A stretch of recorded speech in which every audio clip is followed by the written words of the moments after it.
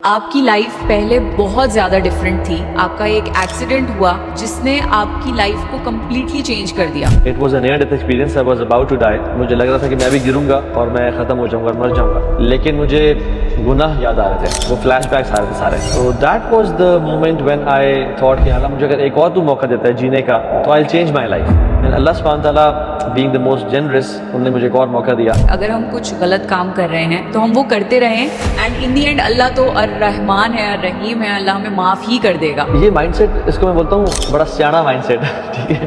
ہم نا بہت سیانے بنتے ہیں. نو ڈاؤٹ اللہ تعالیٰ بڑے غفور رحیم ہے, لیکن اللہ کا غفور اور رحیم ہونا اس کی صفت ہے, اس کی کوالٹی ہے, اس کی کمزوری نہیں ہے. دس از اے رانگ کانسیپٹ. انفارچونیٹلی ہم نے اللہ کی ذات کی خوشی پہ کمپرومائز کر دیا اور لوگوں کو خوش کرنے میں لگ گئے. تو ہوا کہ ہمارے ساتھ نہ اللہ خوش رہا نہ لوگ خوش ہوئے ہمارے ساتھ, اور لوگوں نے ہمیں ڈس اپوائنٹ کرنا شروع کر دیا. تو ایسی کون سی چیزیں ہیں جس سے ہماری نماز امپروو ہو سکتی ہے؟ How can I feel خشوع اور feeling in my salah when I'm saying some words جن کا مطلب ہی مجھے نہیں آتا؟ کوئی بندہ چائنیز پڑھتے پڑھتے نہیں رو پڑتا نا, یا جاپنیز پڑھتے پڑھتے رو پڑے کہ یار بڑی ایموشنل بات لکھی ہے, اس کو سمجھ نہیں آ رہی کہ لکھا ہوا ہے, تو ترجمہ ہمیں نہیں آتا. پہلی بات تو یہ ہے. اور پھر یہ کہ ہاں نماز میں نو ڈاؤٹ ایک شیطان, اس کا نام ہے خنزب, وہ نماز میں بس اس لیتا ہے. اس سے پہلے پڑھا اعوذ باللہ من الشیطان الرجیم, اور پھر بائیں طرف 3 دفعہ ٹرانسپیٹ کر لو, اس سے اس کے ختم ہو جاتا ہے. جہیز کا کانسیپٹ جو ہے انڈیا اور پاکستان میں, I am unable to understand as a girl کہ کوئی ایک ریسپیکٹڈ مین ڈاوری یا جہیز کیسے ایکسیپٹ کر سکتا ہے. ہم ایسے گھر میں رشتہ کیوں کر رہے ہیں جہاں میری بیٹی کی ویلیو تب کی جائے